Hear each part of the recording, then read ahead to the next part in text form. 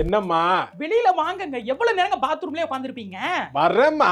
Western டாய்லெட்ட கண்டுபிடிச்சே கூட அவ்வளவு நேரம் உட்கார்ந்திருக்க மாட்டாங்க. உங்களுக்கு அந்த இந்தியன் டாய்லெட் போட்டு இப்படி உட்கார வச்சிருந்தீங்க உடனே வந்திருப்பீங்க. வெஸ்டர்ன் டாய்லெட்ட போட்டு நல்லா சொபிஸ்டிகேட்டடா வச்சு கொடுத்தவனே அப்படியே உட்கார்ந்துட்டு உள்ளே போன் பார்க்க வேண்டியது. வெளியே வந்து தொலைங்க. வரேன்னு வாங்க வெளியே.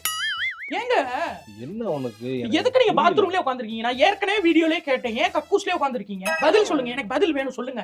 சொல்லுங்க சொல்லுங்க சொல்லுங்க. அத வேணா நீ போ. சொல்லுங்க சொல்லுங்க. நீங்க யார்? வெறியா பாத்ரூம்ல என்ன பண்ணிக்கிறீங்க? சொல்லுங்க சொல்லுங்க. வெறியா கலப்பாத.